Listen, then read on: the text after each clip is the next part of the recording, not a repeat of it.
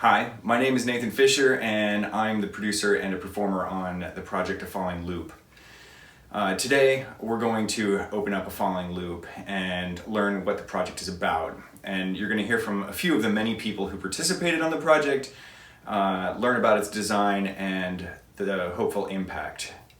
This whole guitar and animation started with a Parts Together, which was a project that we put together during the pandemic. What I learned from Parts Together was that multimedia projects were more powerful in a way to reach audiences while telling a compelling story. And it also promoted new music, which is the mission of the Twisted Spruce Music Foundation. So before we get started, let's talk about the premiere of A Falling Loop. We are creating music for a virtual environment set to animation.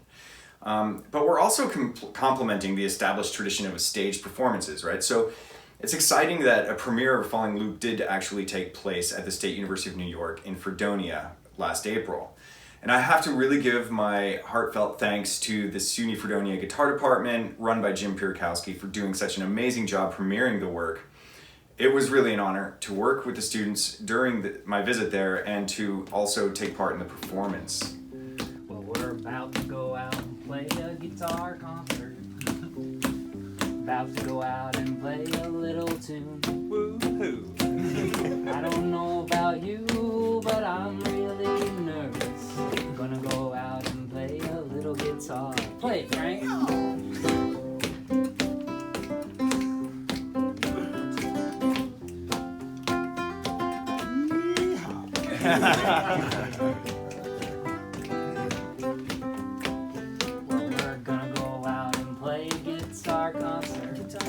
Excuse me, we're gonna go out and play. The audio, it's pretty much very similar to what we experienced, because we did play this with the computer backing live with the composer.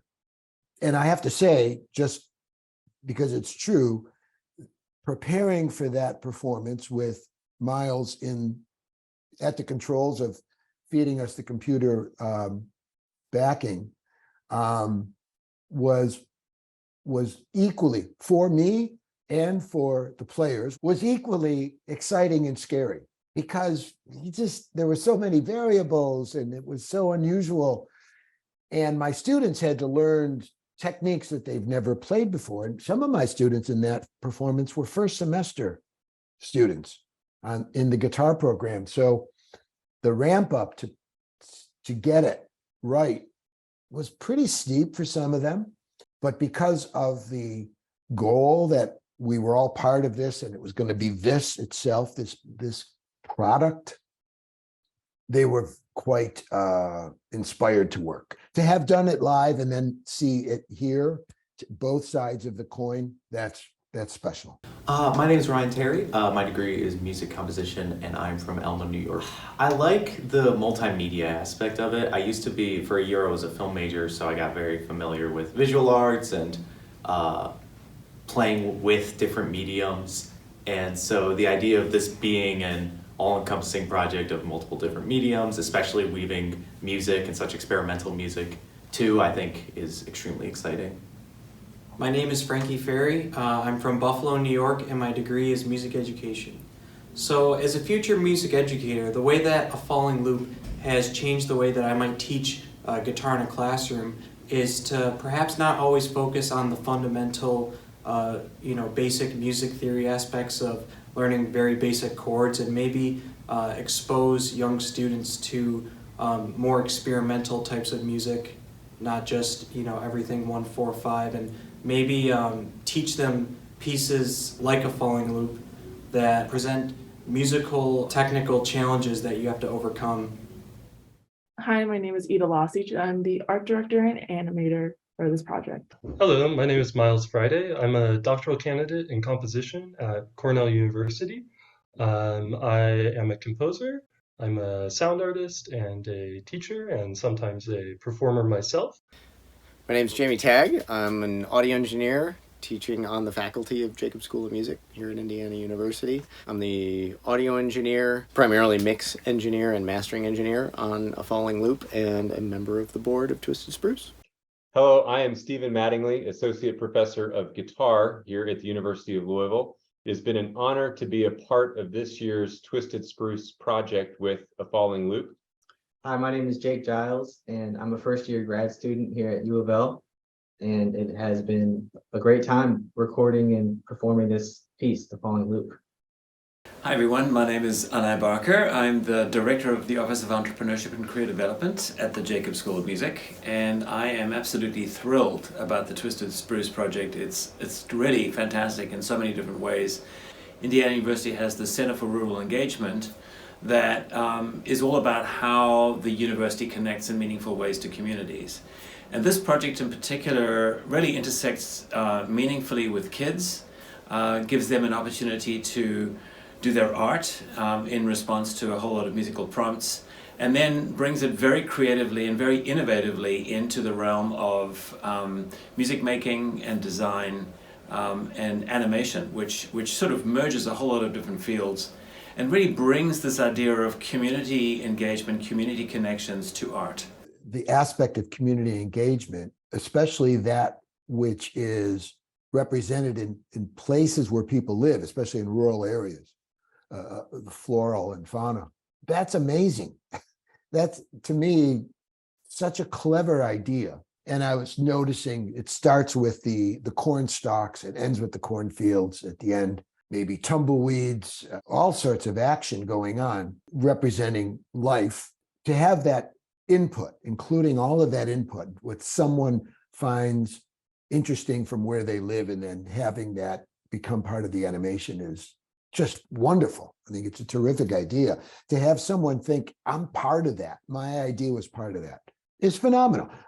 My students who played in this feel the same way. They take a lot of pride and ownership about being part of this.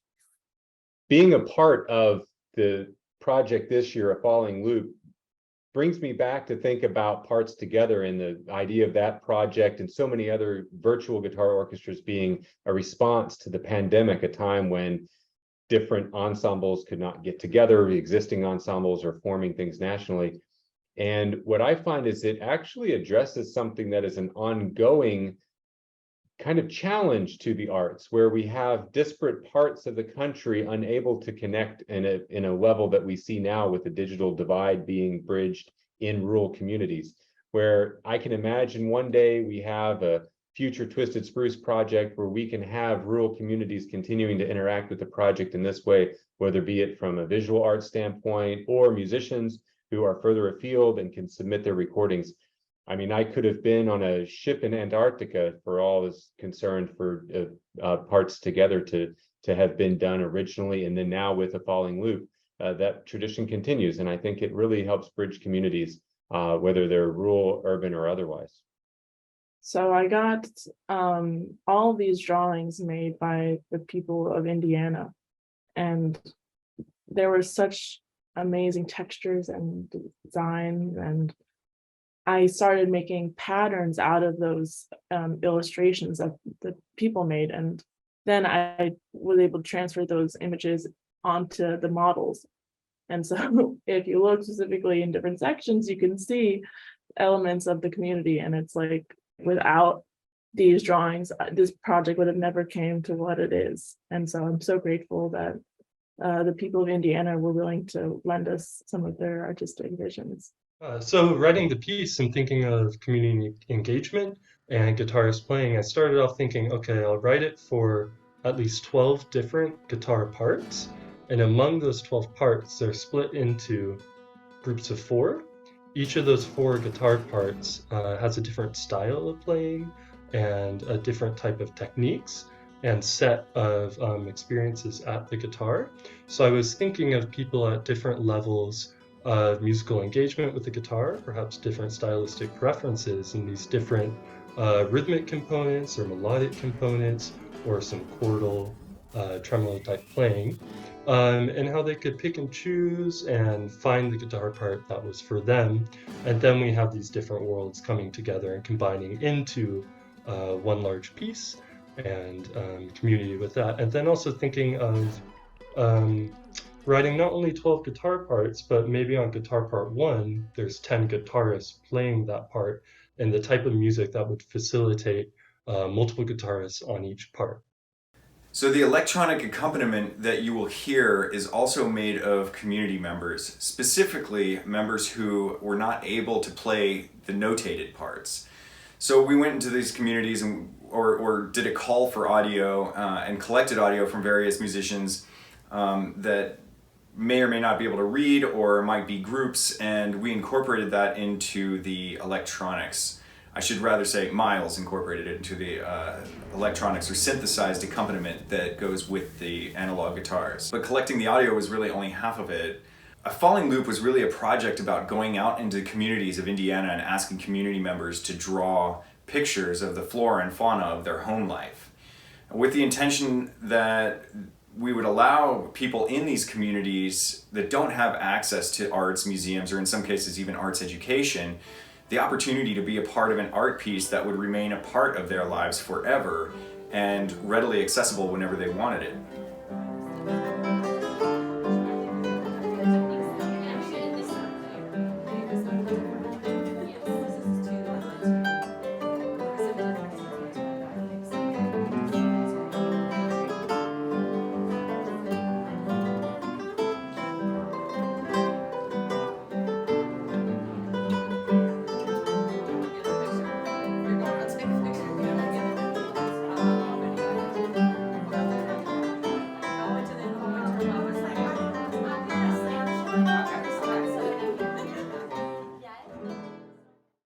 One of the beautiful things about using animation is how we can represent diversity and creating and inviting artwork for anyone. So in A Falling Loop, diversity is represented through the animation and through the colors and the types of flowers and the flora and fauna within the artwork used by Ida. This project had an immense impact on my studio. It's been a pleasure to be a part of it myself, directing the guitar ensemble. But I would say to a student, each one got their own unique experience out of it. Some students had never been a part of a project like this, or some students like Jake also compose. So they have the perspective of a performer and a composer and get immersed in this collaborative experience, unlike any other that I'm aware of, where students are able to practice their individual part, see part of an ensemble, and see how that interacts with the visual performing arts and a composer on the other end. Yeah, it was certainly very inspiring to play a piece that was so unique and is combined with a visual aspect to it. The animation and everything is really actually pretty interesting how it syncs with the piece itself so well. Absolutely. It connects with what we're doing here in the Jacob School of Music in the sort of area of innovation practice. Twisted Spruce Project brings in media and interdisciplinarity for students in the Jacob School of Music to experience. So for instance, guitar students are participating in the project, and they can get the sense that they're connected to a much greater orbit of creativity and innovation that is about animation, about community engagement, but also about this whole idea of what is music and how does it connect to visuals. Where does music go in this world and how can it be used in a meaningful way? So we're very excited that this project is connected to the Office of Entrepreneurship and Career Development. When I play my own compositions, I'm always interested in what people see in their mind when they hear it. What does it conjure up? And what I'd like to talk about is what the animator was inspired to do based on the music. So when Ida Lasic heard this music and what they thought of it, how do we portray this audio into visual? I think it's absolutely fascinating. I think it really works. The visual, I think, matches the excitement of the audio, which is wonderful. I think it's a good marriage. Both sides are well balanced. So the animation is something I saw for the first time kind of from that formative process. I don't know if I really had any kind of expectation as far as what exactly the animation would look like, but I had hopes that it would kind of highlight the music and what was behind it. And I think as a performer, I always kind of have a story in mind when I'm playing something. And I was really excited to see how well that connected.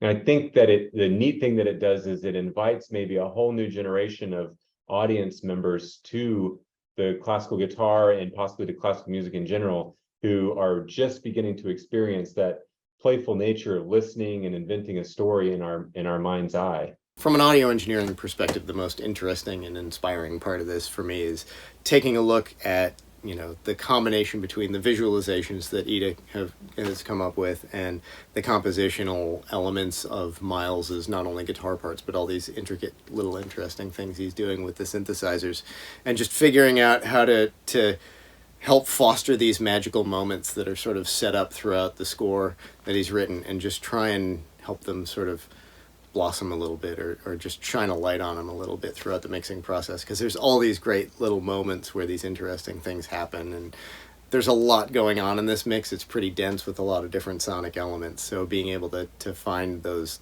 special little signature things and say, oh, hey, look at this, or check out this interesting texture, or that kind of thing, like helping to bring those, connect those moments throughout the mix and make it a sort of a cohesive musical whole. The design process was interesting because at first I remember thinking of more of a sunset and an orangeness with the visuals, but then somehow I got more into a blue and a more of a decay, but then there was this rolling kind of loop that would happen throughout the composition, and so it felt like it was building up to something. And so I got into the process of, okay, maybe something is being built and something is being created, and this community is creating something. And then it's like, who is its community? It's like, let's just make some fun kind of witchlings and magic and something just a little out of the box and just kind of abnormal, just to match the intensity of the music. How did my perception of how the art piece changed and manipulated as I started working on it, and as the group contributed, changed completely? First and foremost, because I had no idea what it would be like in the end, with the animation, also with the audio engineer involved, totally changing the sonic world that I created, and then also contributing a whole new visual world to it. I think from my end, composing the music, I was thinking of these kind of driving rhythmic impulses that keep on cycling through, and I think all I said was some imagery about this continuous falling movement, gathering energy and momentum as it goes. And then Ida took that and totally transferred it into this whole expansive visual world. And the guitarists took it, played the music beautifully with energetic sounds and their own personal style on the guitar, and then Jamie Tagg put it all together and captured it perfectly. Thinking about these sorts of things, it's better to have no expectations at all. I think there are lots of neat little interesting surprises and kind of ear candy bits in there. So yeah, it's just an experience. Just go for the ride. I would like to thank the IU Center for Rural Engagement and the Indiana Arts Commission for your support. I'd also like to thank Wilson Burnham Guitars for your support of the Twisted Spruce Music Foundation. At the young age of 3 years old, the Twisted Spruce Music Foundation would not be where it is today without you. So thank you, Wilson Burnham. Hi everyone, I'm Wilson Burnham, guitar maker and a sponsor of this year's Twisted Spruce Music Foundation Festival and Competition. I want to congratulate all the participants and the winners of this year. I hope you enjoyed collaborating with each other and that you learned something new from each other.